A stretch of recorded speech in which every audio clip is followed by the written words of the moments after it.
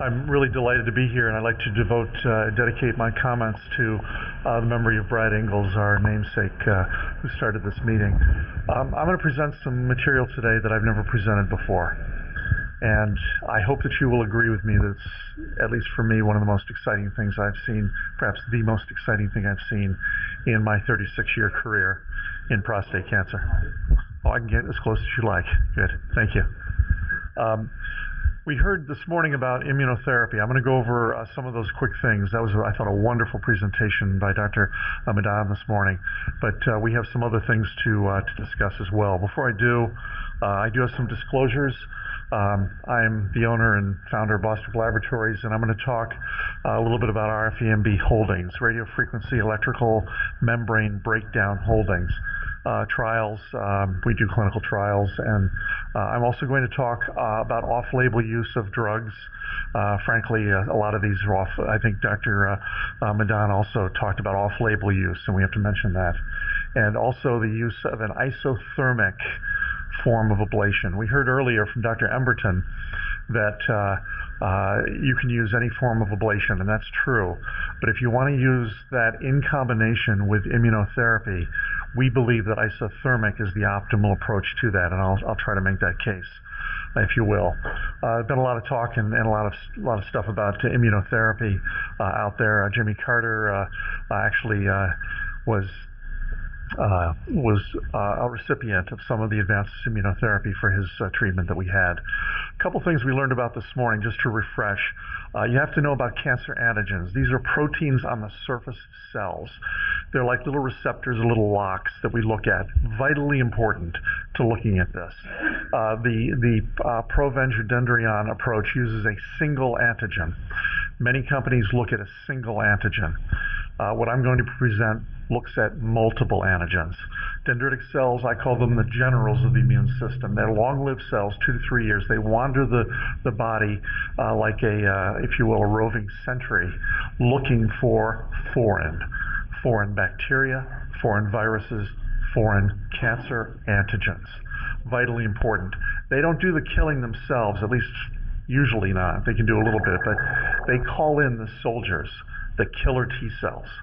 And so we've got the general who's wandering the field looking for the enemy, and the killer T cells come in. I'm simplifying greatly, but it's actually an easy way to think about it.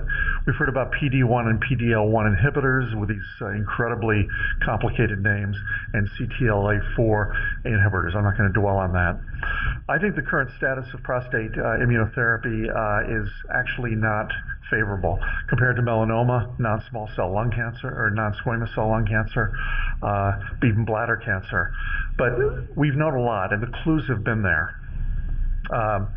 This is, of course, Provenge. I was the referee pathologist for the study, and it extended for 4 months, the life expectancy on average. It's the only immunotherapy approved. It's $93,000, 4 months of increased life, but it doesn't change PSA. It has no effect on tumor regression, and we actually don't know the mechanism, although this morning with the talk we heard very compelling argument that it interferes with tumor growth, and I think that's an extremely good hypothesis. We heard that Yervoy, or the anti-CTLA-4, had no benefit in prostate cancer. This is from the most recent study. An earlier randomized trial from 2004, 2005 showed the same thing. Bottom line at the bottom is no benefit, no survival advantage. And in fact, there were 4 deaths from the drug.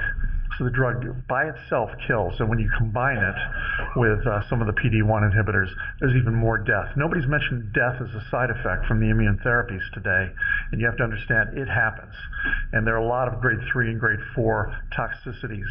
So once again, we're dealing with things like chemotherapy that make you very sick and can cause some problems. There's nothing we can do about it. It's just the way it is. We heard about Prostavac briefly. This is a poxvirus-based PSA targeted vaccine. This is actually probably the only sunny part of the entire immune therapy, with a 44% reduction in death rate. But PSA didn't drop. There was no regression of the tumor and no increase in progression-free survival. How do we couple that with a 44% reduction in the death rate? Very interesting question. more to come on this because, as we've heard, we're going to hear data later on. And finally, we've looked at enzalutamide-resistant prostate cancer, the work from the University of Oregon that came out late last year, 3 out of 10 patients here. And we heard an update this morning that it may be more than that, but the toxicity level is also rather significant with this. So there may be something to it. There may be a glimmer of hope, but the reality is that we're dealing with, 10, 20, 30% responses, maybe 44% for one of them. Just heard 2 weeks ago that an mRNA vaccine failed a phase 2b clinical trial. This was by some company, CureVac, that I can't tell you anything about. I know nothing about it. It was an abstract presented at a meeting in California. And this led Dr. Slovin at Memorial to write an editorial that came out last summer, basically saying, is prostate cancer actually an immune-responsive tumor? Because we've done all this stuff, and frankly, there's just not much there. So my editorial comment about this being disappointed is actually not my comment. This is her comment. But on the other hand, whenever anything starts, unless it's explosive at its beginning, it's going to be disappointing. And we move in increments in medicine, and it's inexorably slow. It seems like forever. And of course, we all hope for breakthroughs, but on the other hand, maybe we're there. Maybe, in fact, something has happened. In 1971, Dr. Ablin published a paper on the use of cryosurgery for treating lung cancer, lung metastases, and found complete remission. There was no other treatment and didn't know why. Now, this is anecdotal. It's a one-time thing. It's a case study. But what is this, a miracle? Is this something religious that happened? Perhaps. But the colleague that I'm working with, Dr. Gary Onek, has had the same experience, as have others, that anecdotally, when one treats with certain ablation therapies, you may, in some instances, have an effect. And we heard about antigenic spreading this morning from Dr. Madden, and I believe that, in fact, that is one of the mechanisms that may apply to this. Dr. Onek, by the way, is the person in the middle, and you'll meet him in a few moments as well. He did a GI stromal tumor 30 years ago, and this woman is alive and well with no evidence of disease. You can see the tumor and the response at the bottom. There's no tumor left, 30 years. It was a real GI stromal tumor too. The metastatic colon cancer. These are anecdotes. There's no prospective trial here. This is observational data, but it suggests that there's something going on. Maybe these people are religious. Maybe this is a belief structure of some kind. Maybe there's a power of prayer. I'm not discounting that, but I'm hoping that maybe there's more to it. And of course, unresectable prostate cancer. Dr. Onek had a 74-year-old with a PSA of 200 at Gleason. It's the worst of the worst. I looked at the slides.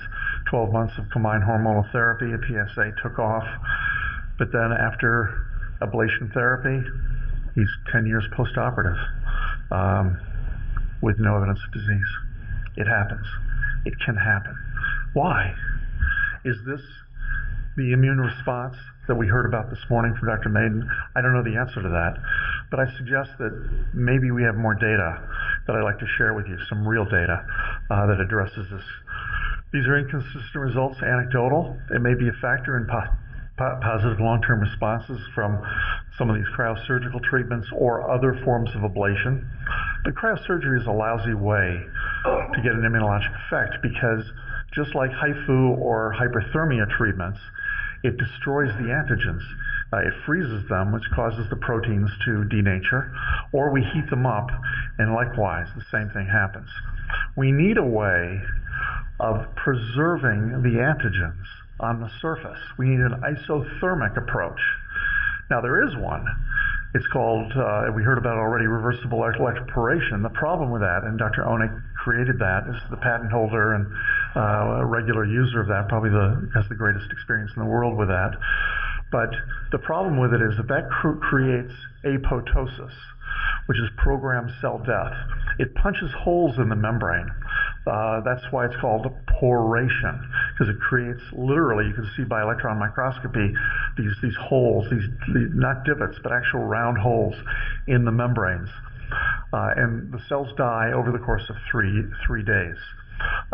It is like popping a balloon in slow motion. that is not going to create a response that's optimal for immunotherapy, because you want the antigens not just on the surface, but inside the cell, on the other side of the membrane, some of the cytoplasmic. You want the guts of the cell to be brought out. And there's another way that cells die. They can die through this slow programmed cell death. I call it wrinkling to death, if you will. They become raisinoid. They wrinkle down and then they're dead. The other way is to just kill them. You blow them apart, like putting a firecracker inside. And that's what electrical membrane breakdown is, this new RFEMB approach that's just been utilized. What I'm about to present has never been published. You will not find it on the internet. It's not been presented at previous meetings. And this is the future promise. So this is our debutante ball, if you will. Before I get to that, I want to add to the bottom line. I think that the synergies that we heard about earlier, combining things together, is actually the future. And to optimize immune therapy, we have drugs, and they're fabulous drugs. For melanoma, they're little side effect problems, and they work okay. And for some patients, you get a complete response. But what if we add something else, maybe an ablation technique, an isothermic ablation technique? And that's what we're talking about. These are observational results that I'm going to present to you, basically case studies. This is not a controlled clinical trial, small number of patients.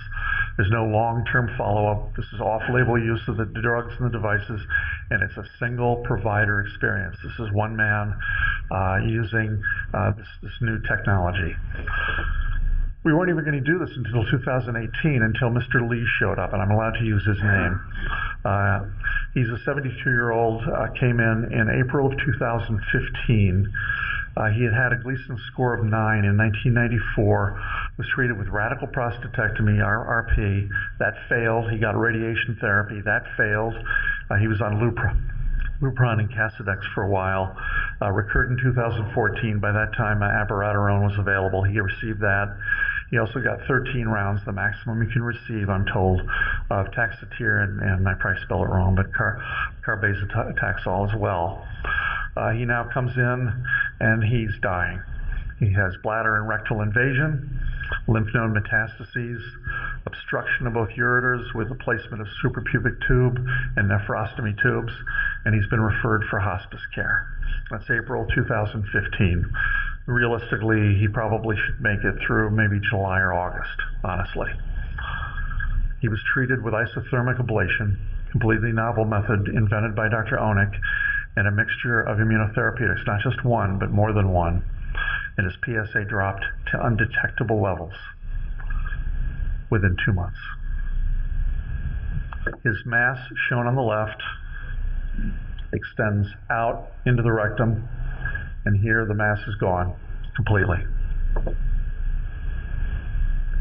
He had lymph node metastases, large ones. Even I could see that as a pathologist. You can see it there, and it's almost gone completely. Actually, it is gone completely. It's shrunken down to normal size this is months afterwards. And the biopsy is filled with lymphocytes. There's no evidence of prostate cancer in the not in the biopsy, but in the tumor that was remaining in his prostatic fossa, because he had his prostate taken out, so it's just this big mass now of fibrotic tissue with no cancer, just lymphocytes. He's alive and cancer-free as of last week. That's the last follow-up that I've gotten from Dr. Onek, and this is now going on almost 2 years. He's the longest of the survivors I'm going to share with you this morning, but it suggests that there may be something there. And this is the man. This is the reason I wanted to present this today instead of the topic they originally gave me to talk about. Patient number 2 was not castrate-resistant metastatic. He was hormone naive. He presented with lymph node metastases, as many patients do. 65-year-old, no symptoms, PSA of 128, Gleason 8 with extraprostatic extension, and had lymph node metastasis. Had a complete response. His PSA dropped. He had 2 treatments with this therapy. The therapy takes a good 20 to 30 minutes to do. It's an outpatient procedure. He had it twice. and as you can see, his PSA dropped to virtually undetectable. Complete response, once again, I can see this, and you can see how it's shrunk into relatively normal size for that, so there's no evidence of that. Patient number 3, one that we just got the results on in December. On the left, this man has bone metastases. I don't know if you can see them or you can't. This is a little overexposed, but you see the little black dots. Those are rib lesions. There's something there. There's actually stuff over here as well. And after therapy, this is overexposed. I'm sorry you can't see it better, but in the end, you can see that those have faded. And we think that while there is some response, it's not a complete response yet, but something is happening to the bone metastases, and his PSA has dropped considerably from 1,600 down to less than 100. So that's good news. This is another waterfall plot. We saw this before. The responders are below the line, and the non-responders are above. This is using PSA. We've had one patient with metastases that has not responded. It was one of the early patients. We think it was a technical failure, and I won't go into that in detail. But of the others, you can see that we've had 3 of 6 that are complete responders, these 3, and 3 others that are partial responders. So it appears with this very preliminary data that we may be able to do more if we add things to it. But this doesn't work, we think, with other forms of ablation. It only would be effective if you're using special forms of ablation, as I've mentioned. That's the critical element. Also, the combination of drugs is also an interesting one, which I don't have, I'm not allowed to go into. We've had side effects. We've had 2 patients with hypothyroidism and one with an enlargement of some squamous lesions that went away. That was actually quite dramatic, but at this point is irrelevant because it was temporary and the patient's otherwise fine. So we're seeing side effects, but these are grade 1 or grade 2 for the most part, and are manageable.